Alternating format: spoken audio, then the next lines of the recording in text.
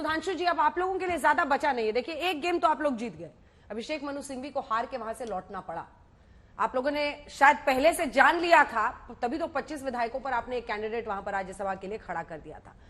लेकिन अब उन 6 बागियों को बाहर का रास्ता दिखा दिया गया और वो कह रहे हैं कि सुलह का रास्ता हमारा निकल गया, सुक्खू सरकार का कुछ नहीं बिगड़ पाया। यानी कांग्रेस का आरोप है कि जो कुछ आप करना चाह रहे थे उसमें विफल हो गए। अगर कांग्रेस की, जिसकी अपने दम पे 40 की मेजॉरिटी थी और प्लस उनके पास और भी समर्थन था, आज वो ये कहने में बड़ा संतोष का अनुभव कर रही है कि हमारी सरकार बच गई। और आप समझिए, 3 पर्यवेक्षक हिमाचल जैसे छोटे राज्य, मतलब विधायक गए 6, पर्यवेक्षक आए 3, और 3 में कौन? 2 पूर्व डिप्टी सीएम भूपेश बघेल जी और भूपेंद्र हुड्डा जी, और आपके हुनर के अनुपात में भेजते हैं ना सर आदमी, 2 पूर्व सीएम और एक इनके सबसे जो सक्षम माने जाते हैं जोड़ तोड़ में डिप्टी सीएम। क्योंकि मैं ये भी कहना चाहता हूं, जब डीके शिव कुमार जी को देखा तो ये भी याद आता है, यदि कर्नाटक में 2 विधायक विपक्ष के कांग्रेस को समर्थन कर दें तो अंतरात्मा की आवाज होती है, और हिमाचल में 6 विधायक कांग्रेस के दूसरी तरफ चले जाएं तो ये जोड़ तोड़ की आवाज होती है। मुझे लगता है एक और भी कारण है। आपने देखा, कभी ऐसा आपको दिखाई पड़ा कि इतने वरिष्ठ मंत्री विक्रमादित्य जी, उनकी आंखों में आंसू थे? ये आंखों में आंसू उनके नहीं है, ये विधायकों ने जो किया इसका कोई भाजपा से लेना देना नहीं है। हिमाचल में सरकार आने के बाद हिमाचल की जनता के साथ जिस प्रकार का छल किया है कांग्रेस ने, मैं याद दिलाना चाहता हूं, इन्होंने कहा था आने के साथ ही हम पेट्रोल डीजल के दाम घटा देंगे, 1 हफ्ते के अंदर बढ़ा दिए थे, और उसके बाद दोबारा फिर बढ़ाए। और फिर जिस प्रकार की अव्यवस्था चली है, उस कारण से हिमाचल की जनता के मन में जो आक्रोश है, कहीं ना कहीं विधायक उसको समझ रहे थे और उस कारण उसकी एक अभिव्यक्ति थी। तो इसलिए मैं कहना चाहता हूं, जो हिमाचल में हुआ है, यह कांग्रेस का ही अंदरूनी मामला नहीं है, यह हिमाचल प्रदेश की पीड़ा है विधायकों में जिसकी अभिव्यक्ति की थी। और अगर आप ओवरऑल पूरे भारत में देख लें तो मैं यह भी कहना चाहूंगा, पहले भी मैं कह चुका हूं, जब से राहुल गांधी जी की न्याय यात्रा चली है, मतलब कोई एक हफ्ता ऐसा नहीं जाता है, एक चरण पूरा होता है और दूसरे चरण में आके कुछ ना कुछ गड़बड़ हो जाता है। तो यूपी में कहां क्या लेना देना, जहां आपने 8 निकाल लिए जबकि आपके पास 7। आप देखिए, वो यूपी में प्रवेश किए और आरएलडी अलग हो गई। अब सुनिए, जिस दिन उन्होंने सपा के साथ गठबंधन की घोषणा की, समाजवादी पार्टी के साथ लोग चले गए। मतलब आप सोचिए ये हो क्या रहा है। तो समाजवादी पार्टी के भी जाएं तो राहुल गांधी की गलती है। मैं तो ये कह रहा हूं, जहां जहां उनके चरण पड़ते हैं, पता नहीं कौन सा चमत्कार होता है। देखिए, वो गुवाहाटी से शुरू किए तो चौपाटी में देवड़ा जी छोड़ दिए, ठीक है। वो बंगाल में पहुंचे, दीदी ने मुंह मोड़ लिया। वो झारखंड पहुंचे, सीएम बदल गया। अगर वो बिहार पहुंचे तो जो उनके सूत्रधार थे नीतीश कुमार जी, उन्होंने ही उनको मझधार में छोड़ दिया। वो उत्तर प्रदेश पहुंचे तो आरएलडी अलग हो गया। सपा से औपचारिक गठबंधन की घोषणा का जश्न भी नहीं मना पाए थे कि समाजवादी पार्टी के ही 7 विधायक टूट गए। चलिए, आपको सुना देते हैं। जयराम ठाकुर जी कह रहे हैं, आप ही के वहां पर पूर्व मुख्यमंत्री, इस पर आप फौरन सुप्रिया जी रिएक्शन दीजिएगा। कह रहे हैं अपना अल्पमत की सरकार, जिस प्रकार से व्यवहार विधानसभा के अंदर रहा है, उस पर निंदा की हमारे विधायकों ने, सब लोगों ने। और मैं कहता हूं कि विधायकों ने ही नहीं, पूरे देश भर में इस तरह के सारे काम की निंदा हुई है जो अभी हाल ही में कांग्रेस पार्टी ने हिमाचल प्रदेश में किया है। सर, क्या विक्रमादित्य से भी संपर्क हो पा रहा है? क्योंकि उनकी मदर का भी बयान आया था, उनका भी बयान आया था, हालांकि उन्होंने इस्तीफे की बात जरूर कही कि उन्होंने वापस ले लिया है। क्या वो अगर पार्टी में आते हैं तो उनका स्वागत है? देखिए, अगर पर बात नहीं होते हैं, बात तो यही है कि पहले तो उनको ही तय करना है कि जहां वो बार बार जलील हो रहे हैं वहां रहना है कि नहीं रहना है। अगर वहां नहीं रहना है तो उनको निर्णय करना चाहिए। जब निर्णय करेंगे उसके बाद विचार करेंगे हम लोग। उनका स्वागत है। अगर निर्णय करने के बाद वो ऐसी चीजों की, इस तरह का प्रस्ताव आता तो हमारा पार्टी का नेतृत्व के साथ हम चर्चा करके उस पर निर्णय करेंगे। कुछ विक्रमादित्य की मदर का भी बयान है कि इसका पूरे जो इम्पैक्ट हुआ है, इसका प्रभाव है वो लोकसभा चुनाव में भी पड़ेगा। आप भी मानते हैं कि लोकसभा चुनाव में? देखिए, उनने सच्ची बात कह दी। जो विधानसभा के अंदर अब की बार हुआ है उसका बहुत खराब इंप्रेशन बाहर गया है। वैसे भी सरकार की लोकप्रियता जो है वो 1 साल के इस कार्यकाल में जो है वो रसातल में चले गई है। लेकिन विधानसभा के सत्र के दौरान जो व्यवहार उनका रहा, उसके कारण बहुत बड़ा नुकसान उनका हुआ है। आप कल्पना करिए, बजट पारित करने के लिए उनके पास कोई रास्ता नहीं, बहुमत था नहीं। विधायक दल जो हमारा बीजेपी का आधे से ज्यादा सस्पेंड कर दिया, जो कतई भी उचित नहीं है। कोई दुनिया में कोई मान ही नहीं रहा हो कि ठीक निर्णय था। और इस प्रकार से सारी चीजों को अगर हम ध्यान में देखें तो हिमाचल प्रदेश में कांग्रेस पार्टी का बहुत बड़ा नुकसान इस सारी घटना के कारण तो हुआ ही हुआ है। बहरहाल जयराम ठाकुर अभी भी मौका देख रहे हैं, मौका विक्रमादित्य सिंह की कथित नाराजगी में। हालांकि इस्तीफा देने के बाद वो वापस उसे ले भी रहे हैं। उन्होंने कहा कि मैं इसको मंजूर करने के लिए प्रेस नहीं करूंगा। लेकिन सुप्रिया जी, एक स्थिति तो ऐसा पैदा हो गई ना, मतलब शायद ही बहुत कम उदाहरण है देश में जहां पर जिस पार्टी का शासन हो राज्य में, वही पार्टी अपने राज्यसभा कैंडिडेट को जिता ना पाए। लेकिन इसके आगे बात, संकट इस बात पर आ गई, आज भी प्रतिभा सिंह जी कह रही थी कि लोकसभा चुनाव में हमें नहीं पता हम कार्यकर्ताओं को कैसे फिर से काम कराएंगे, बहुत मुश्किल होगी। तो पार्टी की आपकी फूट तो सामने है। धन्यवाद शो पर बुलाने के लिए। और मैं आशा करती हूं कि जैसे धारा प्रवाह माननीय सांसद जी बोले थे, मुझे भी वही धारा प्रवाह बोलने का मौका मिलेगा आपके शो पर, क्योंकि हम ही दो लोग हैं। मुझे लगता है जिस तरह की मिट्टी पलीद और जिस तरह की किरकिरी तथाकथित फर्जी चाणक्य की हुई है हिमाचल में, और मैं अमित शाह जी की बात कर रही हूं, उससे भाजपा को एक सबक सीखना चाहिए। हमसे चूक हुई क्योंकि हम ये नहीं सोच पाए कि ये इतना गिर जाएंगे। हमें सोच लेना चाहिए था कि जब हमारे 43 थे, इनके 25 थे, जब ये कैंडिडेट खड़ा कर रहे थे, तब शायद आंकना चाहिए था। वहां पे हमसे थोड़ी चूक हुई। लेकिन ये सरकार पर संकट करने लगेंगे, इसकी किरकिरी और इतनी मिट्टी पलीद अमित शाह की इससे पहले कभी नहीं हुई होगी। मैं कुछ बातें हिमाचल की सरकार पर इसलिए बोलना चाहती हूं क्योंकि यहां पर भाजपा के प्रवक्ता ने कुछ भद्दी टिप्पणियां करी थी हमारी सरकार ने। अभी बजट पास हुआ है और वो 6 लोग जो निलंबित किए गए, बिल्कुल ठीक निलंबित किए गए हैं। और उनका निलंबन जरूरी था, इसलिए जरूरी था उनका एक्सपल्शन क्योंकि जिस बजट में मनरेगा की मजदूरी को 300 रुपए कर दिया गया, जिस बजट में 1500 रुपए लड़कियों को दिए जाएंगे, जिस बजट में 500 मानदेय बढ़ा दिया गया आंगनबाड़ी का, कंप्यूटर शिक्षक का मानदेय 1900 रुपए बढ़ाया गया, जिसमें गाय के दूध पर 45 रुपए एमएसपी बढ़ाई गई, जिसमें न्यूनतम आय 21 वर्ष करी गई। मुझे ऐसा न्यूनतम शादी की जो एज होती है वो 21 वर्ष लड़की की करी गई। ये बहुत अच्छा बजट है। ये हिमाचल की जनता का बजट था, ये हिमाचल के लिए बजट था। और आपको पता है यहाँ का पैसा कहां से आएगा? शराब पर पैसा बढ़ाकर। जो ऐसी हरकतें करते हैं वो थोड़ा ज्यादा पैसा दे, शराब पर पैसा बढ़ाकर इन सब चीजों का पैसा आना था। उम्दा बजट था।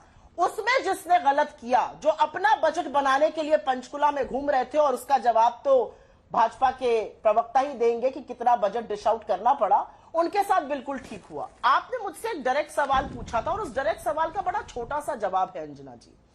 हर जगह चुनी हुई सरकार के खिलाफ षड्यंत्र करना, हर जगह प्रलोभन से या एजेंसियों के डर से सांसदों या विधायकों के साथ खरीद फरोख्त करना, नीलामी का एक बाजार लगाना और वहां पर बोली लगाना विधायकों की, यही भारतीय जनता पार्टी का काम है। ये गोवा में हुआ, ये मध्य प्रदेश में हुआ, ये कर्नाटका में हुआ, ये उन तमाम जगह हुआ जहां पर भारतीय जनता पार्टी ने खरीद फरोख्त करके सरकार बनाई। अभी बिहार में हुआ, उसके पहले नागालैंड में हुआ था, अरुणाचल में हुआ था, मेघालय में हुआ था, तमाम जगह हुआ था। कोशिश यहां पर विफल हो गई, और कोशिश यहां पर इसलिए विफल हो गई क्योंकि अमित शाह जी और उनकी सारा गैंग ये समझ ले कि अब ये बंद कर दीजिए। अब ये वो कांग्रेस नहीं जो चुपचाप आपको ये करने देगी। अब ये आपके 3 का जवाब 13 से देगी, और इसलिए देगी क्योंकि ये करना जरूरी है। आपके लोगों ने जब भाजपा के लोगों ने जब कर्नाटका में अपनी अंतरात्मा की आवाज सुनी, उन्होंने चलिए किसी को वोट दिया। वही हमारे विधायकों ने यहां पर किया, हम तब तक मान जाते। लेकिन जब इन विधायकों ने अपना दायित्व पूरा नहीं किया और फाइनेंस बिल में प्रेजेंट नहीं रहे, तो इनके साथ वही कार्रवाई होनी चाहिए थी जो किसी भी घर के भेदी के साथ होनी चाहिए। मेरा अपना मानना है कि भाजपा जो है वो ताक लगाए बैठी रहती है और देखती है कहां पर थोड़ी अनबन हो, कहां पे महत्वाकांक्षा की थोड़ी लड़ाई हो, लाओ घी डाल दिया जाए। अगर ये घी मध्य प्रदेश, उत्तर प्रदेश, उत्तराखंड और से लेकर आपके राजस्थान जैसे राज्य, गुजरात जैसे राज्यों में चल गया जहां पर लोग एक दूसरे का मुंह देखने को तैयार नहीं है, तो बड़ी मुश्किल हो जाएगी। छोटे शब्दों में बस यही कहना चाह रही थी। लेकिन सुप्रिया जी, अभी रवि ठाकुर कह रहे हैं उनके घर का रास्ता ही ब्लॉक कर दिया, वहां पर प्रशासन ने, घर नहीं जा पा रहे हैं। ये तो बदला लेने के बराबर है, ये तो गैर मतलब कानूनी है ना। वहीं दूसरी तरफ वो कह रहे हैं कि 1:30 बजे वो शायद हाईकोर्ट भी जाएं, ये बागी एमएलए, वो कह रहे हैं कि 1:30 बजे में व्हाट्सएप पर मैसेज आता है, फिर 2:30 बजे के बाद वो होता है कि मीटिंग शुरू हो गई है जी। उनको उनका पक्ष रखने का मौका ही नहीं दिया। 4 साढ़े 4 बजे सस्पेंशन आ गया। शायद इतिहास में इतनी जल्दबाजी में कभी नहीं। अंजना जी सिंपल सी बात है, हाँ अंजना जी सिंपल सी बात है। फाइनेंस बिल जो होता है ना, उस पर व्हिप जारी होता है। पता नहीं पहली बार एमएलए बने या इसके पहले भी बन चुके थे।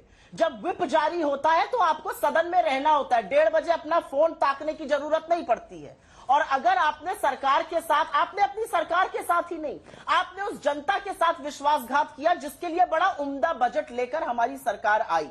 दिक्कत की बात क्या है? दिक्कत की बात यह है कि बीजेपी और बीजेपी के कुछ चरणवंदक जो हमारी पार्टी के साथ विधायक बन गए थे, छेठो, उनको लगा क्योंकि ट्रक ड्राइवर का बेटा है, 4 बार का एमएलए, इससे पहले कभी मंत्री नहीं रहा, पहली बार बना है, इनको हम निस्तो नाबूद कर देंगे। लेकिन कांग्रेस पार्टी में ऐसे लोगों की पूछ है। हम दिल्ली में बैठकर 3 बार गुजरात का मुख्यमंत्री नहीं बदल देते, हम दिल्ली में बैठकर 3 बार उत्तराखंड का मुख्यमंत्री नहीं बदल देते, हम दिल्ली में बैठकर नरोत्तम मिश्रा और शिवराज सिंह चौहान पे जब तलवारें खिंच जाती हैं तो चुप नहीं बैठते हैं। हम जब योगी आदित्यनाथ और अमित शाह की सिर फुटौल होता है तो मुंह नहीं बंद कर लेते, आंखें नहीं मूंद लेते हैं। अभी और थोड़ी व्याख्यान करने पे आ जाऊंगी तो सारी बखिया यहाँ पे खुल जाएगी। ठीक है सुधांशु जी, वो कह रहे हैं कि मैनेज हो गया है उन लोगों का, आप लोग अपना मैनेज नहीं कर पाते हैं, आप लोगों की आपसी जो लड़ाई है वो सामने आ जाती है। और दूसरा जयराम जी अभी तक मौका देख रहे हैं, आपने उनकी बात सुनी, वो कह रहे हैं अगर आएंगे तो अच्छा है। अरे वो आने को तैयार नहीं है।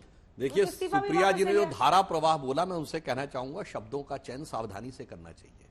आप इस समय मिट्टी पलीत जैसा शब्द माननीय गृह मंत्री जी के लिए बोलते हुए आप अपनी पार्टी की कितनी मिट्टी पलीत कर रही है समझ में आता है।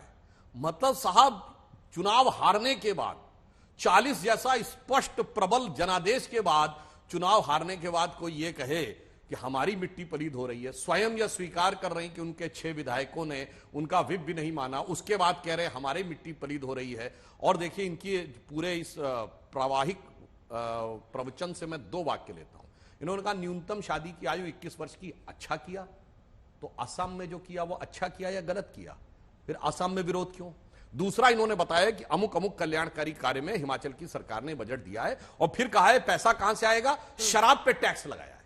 और कहा जो लोग करते हैं वो थोड़ा ज्यादा पीते। तो मैं जानना चाहता हूं हिमाचल जैसे छोटे राज्य में कितनी शराब पी जाती है, उससे कितना टैक्स आ जाएगा, जो ये सारे आपके हिसाब से कल्याणकारी कार्य हो जाएंगे। मतलब आप ये चाहते हैं कि हिमाचल की जनता को शराब में डुबोकर आप अपनी राजनीति करना चाहते हैं, ये आपका यथार्थ नजर आ रहा है। दूसरी बात मैं कहना चाहता हूं, जो आपने, क्योंकि आप ही ने कहा है एक्साइज पे टैक्स लगाया, शराब पे चूंकि जो लोग ज्यादा करते हैं उनसे ज्यादा पैसा लेना चाहिए, तो मैं संख्या जानना चाहता हूं कितना पैसा आ जाएगा। बोल लीजिए फिर बताओ। दूसरी बात मैं कहना चाहता हूं कि इन्होंने कहा कि भाई जो वहां थे वहां तो अंतरात्मा जाग गई थी, और यहां पर खुद क्या बोल गई कि भारतीय जनता पार्टी के चरण वंदन करने वाले जो लोग हमारे यहां भी थे, मुझे लगता है अपने विधायकों को पहले बिकाऊ कहना, अपने विधायकों को अस्थायी कहना, अपने विधायकों को अनैतिक कहना, फिर अपने विधायकों को दूसरी पार्टी का चरण वंदन कहने वाला, मैं शब्द के अनुसार कह रहा हूं। मुझे लगता है इससे ज्यादा मिट्टी पलीत तो कोई अपनी पार्टी के नहीं करा सकती, जो कि आज कांग्रेस पार्टी अपनी स्वयं कराने में लगी हुई है, उत्तर से दक्षिण तक। हकीकत मैं आपसे बताना चाहता हूं, फैक्ट यह है कि ये उस चीज को ईमानदारी से स्वीकार नहीं कर पाते कि जमीनी हकीकत क्या है।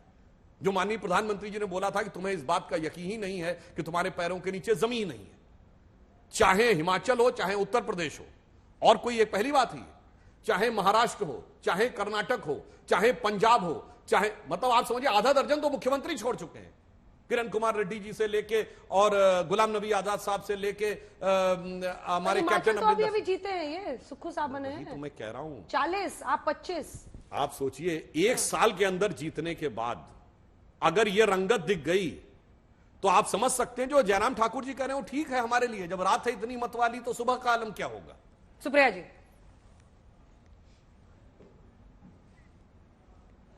असल में सुधांशु जी की दिक्कत यह है, आधी कविता पढ़ देते हैं, पूरी पढ़ देती हूं मैं। बेपनाह अंधेरों को सुबह कैसे कहूं मैं, इन अंधे नजारों का तमाशबीन भी तो नहीं। थोड़ी देर पहले एक बात कर रहे थे, जरा उस पर बात कर लेती हूं, फिर आगे की चर्चा करते हैं। इनको हमारे एक विधायक के आंखों के आंसू से बड़े आहत थे। सुधांशु जी, जो 50 लाख लोगों ने उत्तर प्रदेश में पुलिस का पर्चा बढ़ा था, जो अब कैंसिल हो गई परीक्षा, क्योंकि आप एक परीक्षा नहीं करा पाए 5 सालों में, 7 सालों में, उनके आंसू दिखे आपको? 50 लाख युवाओं के, उन 14 लाख युवाओं के आंसू दिख रहे हैं जो आरओ एआरओ के लिए आज भी लखनऊ के इको गार्डन में प्रदर्शन कर रहे हैं, पर्चा लीक हो गया, परीक्षा कैंसिल नहीं हो रही और लाठी खा रहे हैं। आपको रमेश बिंद के आंसू दिखे जौनपुर के, जिन्होंने खुदकुशी कर ली ये कहकर कि उनके ऊपर कर्जा इतना बढ़ गया है, और मजदूरी नहीं मिल पा रही है। आपको तरुण के आंसू दिखे जो नौकरी करता था, नौकरी चली गई और उसने अपनी पत्नी और बच्चे के साथ आत्महत्या कर ली। आपको बृजपाल के आंसू दिखे जिसने अपनी सारी डिग्रियां जलाकर कहा इन डिग्रियों का फायदा है जब नौकरी नहीं मिल रही है। जो आपके जुमले हैं उनके कारण इस देश में 2 किसान हर घंटे और 2 नौजवान हर घंटे आत्महत्या कर रहे हैं। उनका और उनके परिवारों की वेदना और उनके आंसू दिख रहे हैं? आपको नहीं दिखेंगे, क्योंकि आप सत्ता के मद में इतने मदहोश है कि आपको वो आंसू नहीं दिख सकते। और आंकड़ों पर सवाल करने से पहले थोड़ा पढ़ के आ जाया करिए। हिमाचल का एक्साइज कलेक्शन 5,000 करोड़ रुपए से ऊपर था पिछले वित्तीय वर्ष में, इस बार और भी बढ़ जाएगा, 5,383 करोड़ से ऊपर था पिछले वित्तीय वर्ष में। चलिए अब बात करते हैं, इन्होंने सवाल पूछा हमें मिट्टी पलीद क्यों? इसलिए क्योंकि आप you go and try and fish in troubled waters. अगर आपके ट्रबल्ड वाटर्स की ही मैं बात करूं तो जब रूपाणी जी मुख्यमंत्री थे और जो पाटिल जी प्रदेश के अध्यक्ष थे, गुजरात के आपस में बातचीत नहीं थी, 3 बार वहां पर लोग बदल दिए गए। नरोत्तम मिश्रा और शिवराज सिंह चौहान के बीच में क्या तलवारें खींची थी? अभी जोधपुर में के सर्किट हाउस में मोदी तुझसे बैर नहीं, शेखावत तेरी खैर नहीं के नारे आपके लोगों ने जबरदस्त लगाए। सुनते हैं कि वो वसुंधरा राजे जी के समर्थक थे। AK शर्मा को मोदी जी ने दूत बनाकर यूपी भेजा, 3 महीने तक बाबा उनसे मिले ही नहीं। ये जो सिर्फ फुटअव्वल PMO और योगी जी और आपको तो इसके बारे में अच्छी जानकारी होगी, राजनाथ सिंह जी ने बताया ही होगा, और जो अमित शाह जी के बीच में हो रहा है ये तो सबको पता है। तो मेरा मुंह जितना कम अपने सर फुटअव्वल पे पहुंचाइए उतना अच्छा रहेगा। बासवराव बोम्मई और येदियुरप्पा जी और मोदी जी के क्या संबंध है, इस पे मेरा मुंह मत खुलवाइए।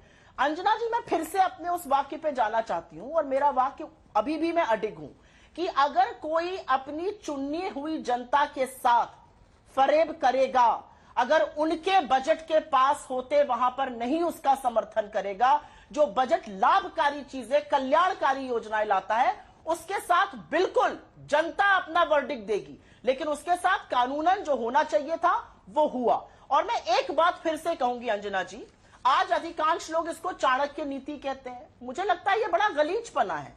कहीं पर भी जाकर बोली लगाना, कहीं पर भी जाकर विधायकों को खरीदना, अपनी ED CBI इनकम टैक्स भेज देना। मुझे लगता है कि जिस तरह से भारतीय जनता पार्टी ने पहले कर्नाटका में, फिर उसके बाद मध्य प्रदेश में, इस सत्र से पहले जिस तरह से चुनी हुई सरकारों को गिराया, इस पर इसकी भर्त्सना होनी चाहिए। ये ब्रूट मेजॉरिटेरियनिज्म नहीं है भाजपा का, ये उनकी वेल ऑइल्ड पॉलिटिकल मशीनरी नहीं है, ये लोकतंत्र का चीरहरण करके विपक्ष को निगलना है। इसकी कोई चर्चा कम होती है, मुझे इस पर थोड़ी सी आपत्ति है। ये इनका ब्रवाडो नहीं है, ये इनकी उपलब्धि नहीं है, ये इनका तमगा नहीं है, ये इनका नैतिक दिवालियापन है।